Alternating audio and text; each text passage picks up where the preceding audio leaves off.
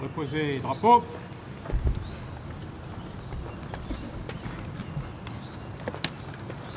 Mesdames, Messieurs, la cérémonie à laquelle vous allez assister maintenant célèbre la Journée nationale de la résistance, de la libération du territoire et de la victoire contre la barbarie nazie.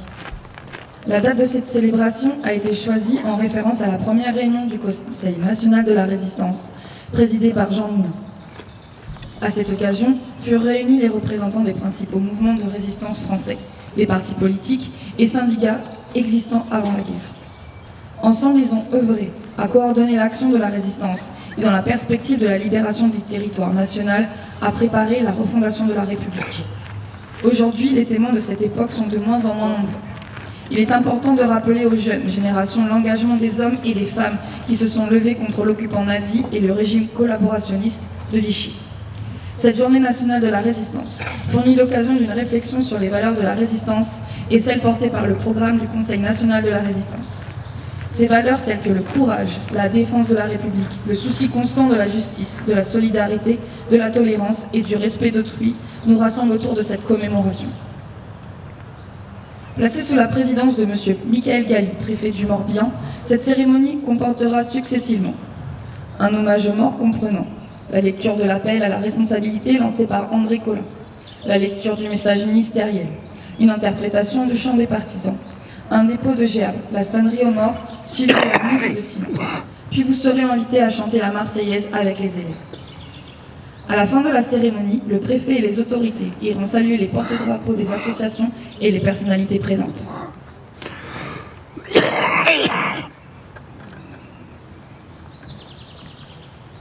Lecture de la lettre d'André Colin, par une élève du collège Saint-Julien de Malétroit et par un élève du lycée Benjamin Franklin d'Auray.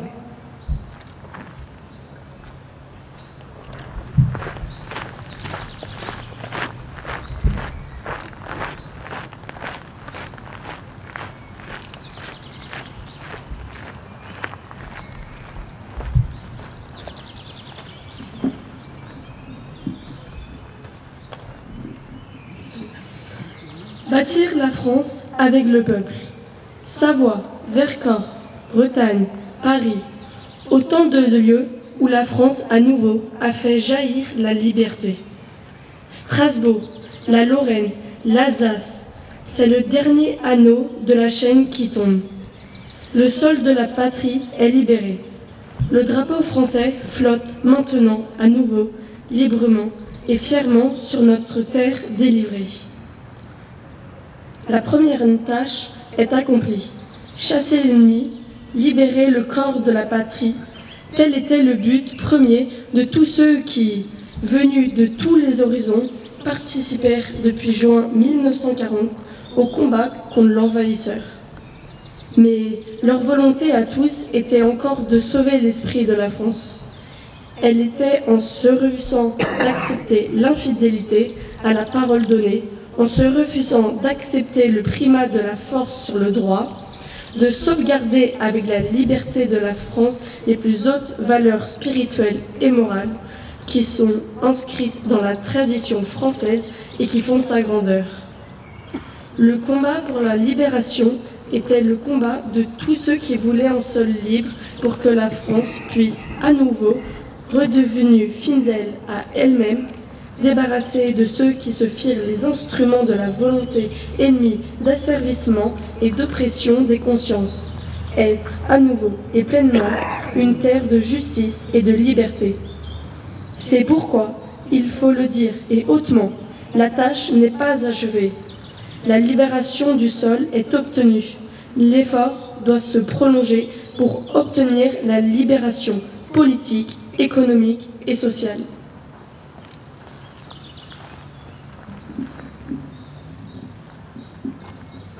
Aussi, en ce jour où la France crie au monde la joie de sa libération, le service des valeurs de liberté, de justice et de fraternité, qui sont des valeurs authentiquement françaises, doit maintenir les Français au travail afin de contribuer à établir un régime politique, économique, social, qui assure le respect des principes pour lesquels ils ont lutté et qui font que la vie vaut la peine d'être vécue.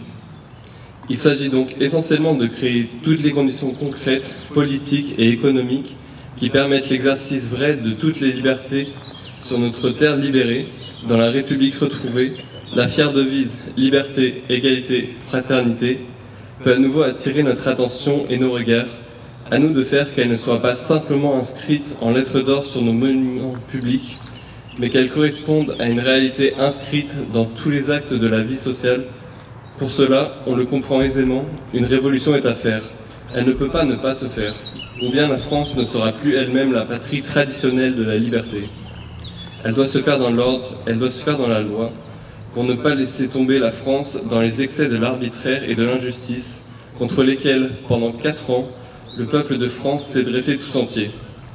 Révolution dans la loi, bâtir la France avec le peuple, telles sont les 2 grandes lignes maîtresses du travail de reconstruction de la France nouvelle. Et cette association de Français, unis dans une patrie devenue harmonieuse et fraternelle, refera la grandeur de la France qui a commencé à renaître dans l'insurrection victorieuse.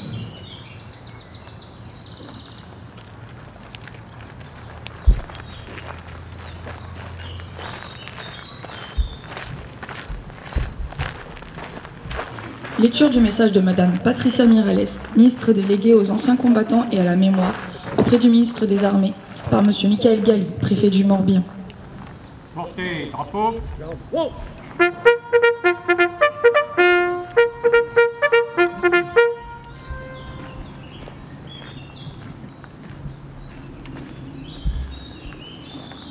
Dans l'étreinte sourde de l'occupation, quand le pays semblait s'être effondré sous le pas de l'ennemi, quand l'espérance paraissait se taire jusque dans les pierres les plus anciennes, il y eut des âmes debout. Il y eut des femmes, des hommes, des jeunes, parfois à peine sortis de l'enfance, qui ne voulurent pas croire que la France pouvait mourir sans avoir lutté jusqu'au bout. Une poignée d'ombres marchèrent à la lumière de leur refus. Leurs gestes, certains petits, d'autres grands, étaient chargés de toute la gravité du monde. Dans les greniers, les forêts, les soupentes, des promesses furent semées. Un regard dérobé devenait un serment. Une main tendue, une insurrection. Un bout de papier contenait le monde entier dans sa pliure. Ainsi naquit la résistance. Le 27 mai 1943, dans la pénombre où la peur faisait son nid, des femmes et des hommes, unis par l'urgence et la fidélité, prirent le risque immense de s'asseoir à la même table. Réunis autour de Jean Moulin, ils venaient de partis, de courants, de traditions différentes, parfois opposées. Mais ils partageaient une même foi, celle que la France ne mourrait pas, tant que des Français refuseraient l'abaissement, tant qu'ils sauraient s'unir au-delà des divergences politiques. Ils ne s'étaient pas choisis, ils ne s'étaient pas reconnus. Et pourtant, ni uniforme, ni étendard pour les distinguer. Leur seule bannière, l'idée que la France ne serait pas mise à genoux sans combattre, et qu'elle ne pouvait vivre sans liberté. Mais l'idée, quand elle brûle au fond des âmes, devient plus tranchante que le fer. Et déjà, dans le huis clos de cette nuit politique se dessinait l'inespéré. Un avenir qu'on arrache au présent, un destin qu'on arrache à l'oubli. Ce jour-là est né le Conseil national de la résistance. Et ce jour-là, déjà, se révélait ce qu'était véritablement la résistance. Un sursaut moral avant d'être une force armée. Le sursaut d'un peuple qui se souvenait de ce qu'il était et qui ne voulait pas cesser d'être. Le Conseil national de la résistance, c'est le nom de 2 volontés qui ne cédèrent jamais. Combattre l'oppression et préparer l'après. Résister à l'ennemi et reconstruire la France. Les résistants n'avaient pour eux que la parole, l'honneur, la foi en la liberté et cette idée de la France que l'ennemi ne pouvait comprendre, une France fraternelle, rebelle et prise de justice.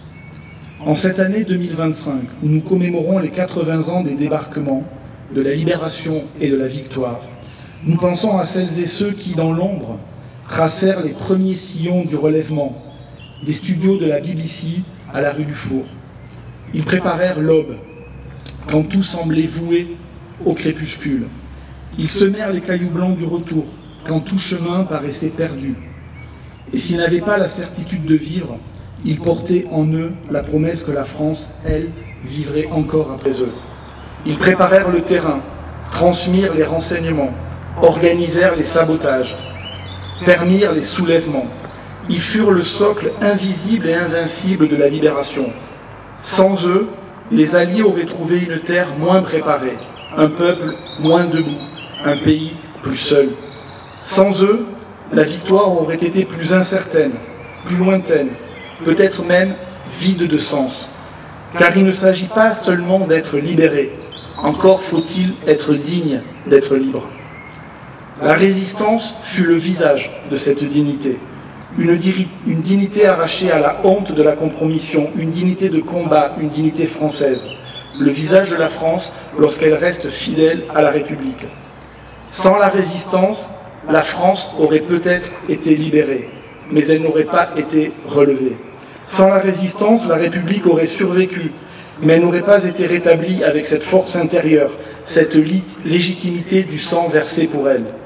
Aujourd'hui, nous ne devons pas seulement la mémoire à ces visages disparus, nous leur devons fidélité. Il y a celles et ceux que l'histoire a retenus, et il y a aussi les milliers de visages anonymes, jeunes ou vieux, croyants ou athées, patriotes de naissance ou français de cœur, qui surent qu'à certaines heures, résister, c'est vivre pleinement. Leur demeurer fidèle, c'est aujourd'hui encore cultiver leur héritage, choisir la droiture contre les faux-semblants, la mémoire contre l'amnésie, les paroles contre l'imposture, les peines de la veille au confort du sommeil. Vive la République et vive la France.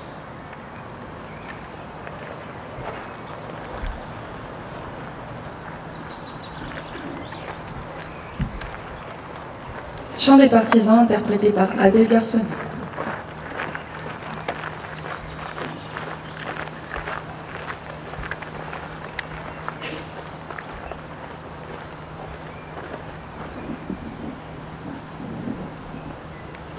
Ami, entends-tu le vol noir des corbeaux sur nos plaines?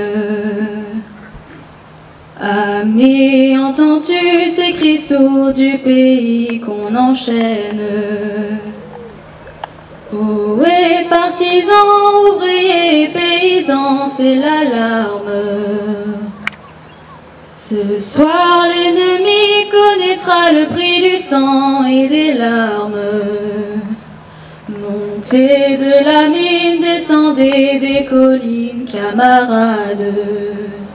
Sortez de la paille, les fusils, la mitraille, les grenades.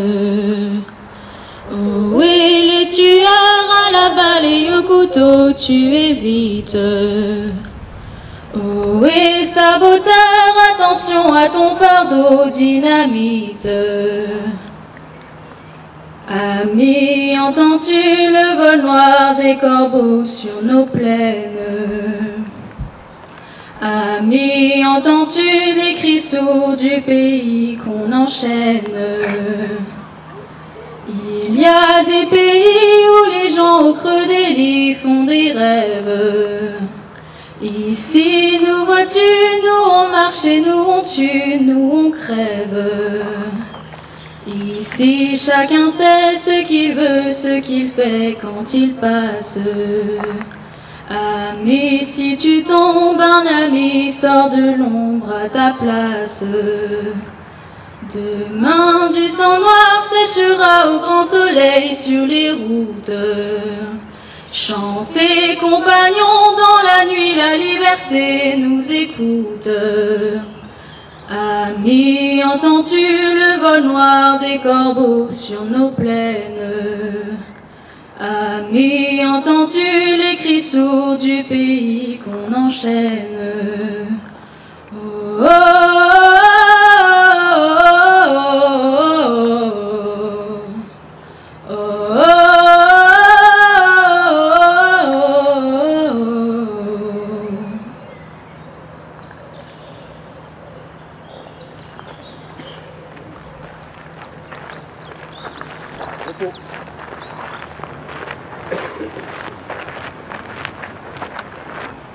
Reposez, drapeau.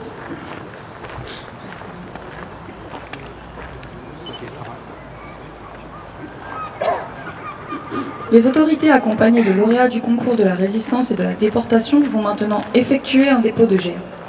Ensuite, la sonnerie aux morts retentira. Elle sera suivie de la minute de silence et de la Marseillaise chantée par les élèves. L'assistance est invitée à ne reprendre que le refrain.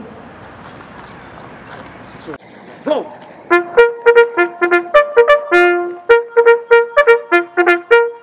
Portez drapeau. Gerbe déposée par Monsieur et Madame Coinon pour l'association Se Raraouska, Bretagne.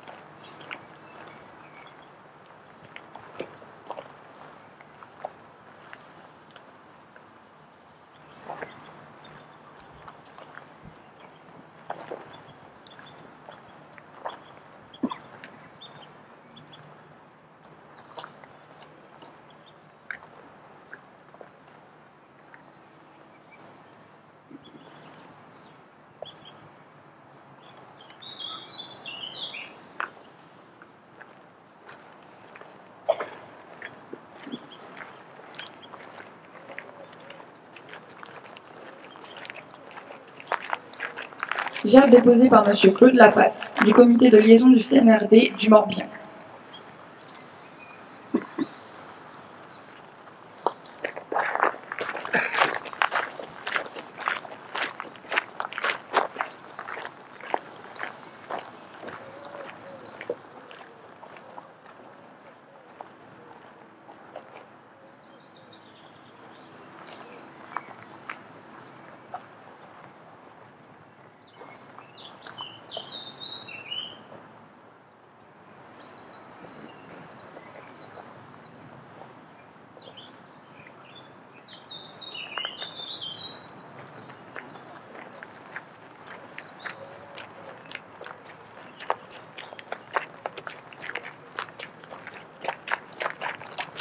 Gerbe déposée par Monsieur Jean-Pierre Fouillet pour l'Association nationale des anciens combattants et amis de la résistance.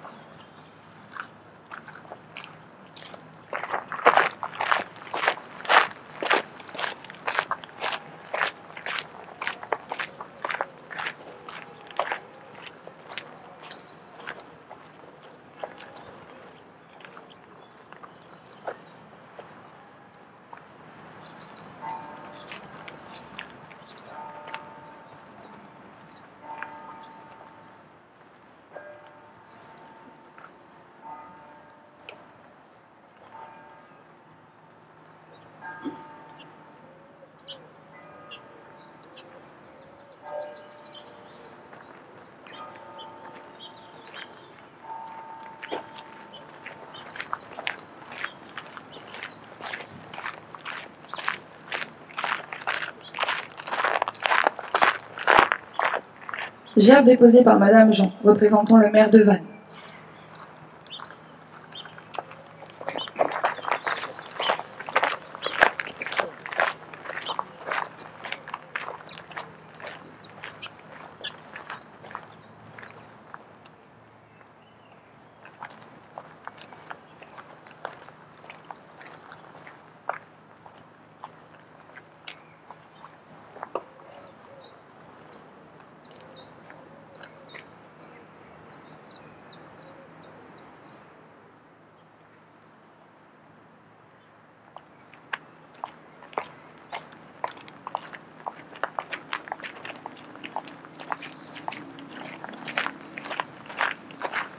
Gerbe déposée par Madame Penouette et Monsieur Asgag, représentant le président du conseil départemental du Morbihan.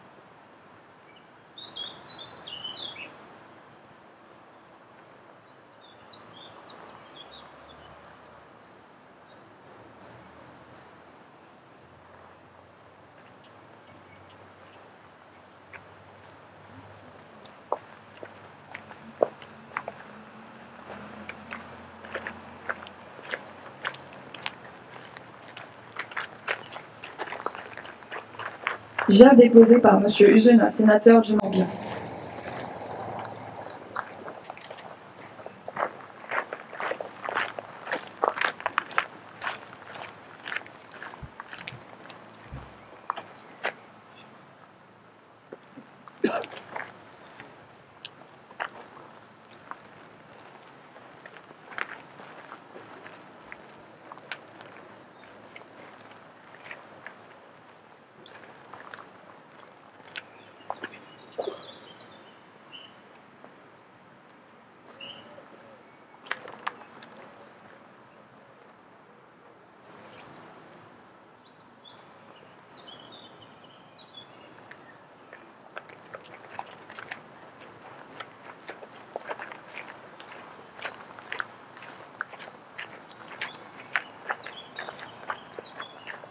Gère déposé par M. Michael Galli, préfet du Morbihan.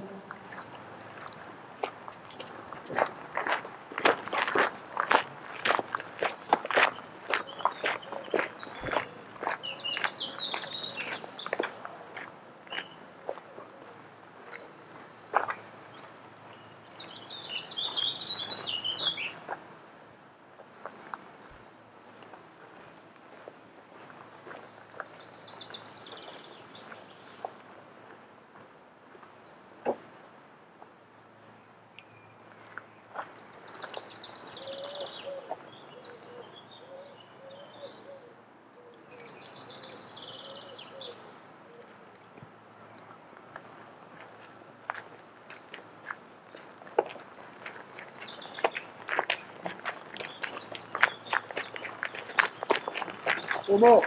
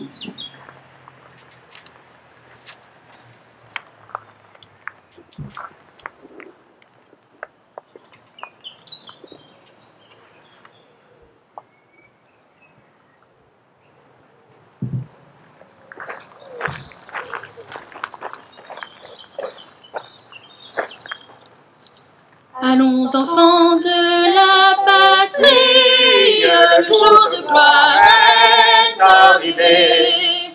Contre nous de la tyrannie, l'étendard sanglant élevé, l'étendard sanglant élevé. Entendez-vous dans les campagnes mugir ces féroces soldats qui viennent jusque dans vos bras, égorger vos fils et vos compagnes. Aux armes, citoyens, formez vos bataillons, marchons, marchons, d'un sang pur, à preuve nos sillons.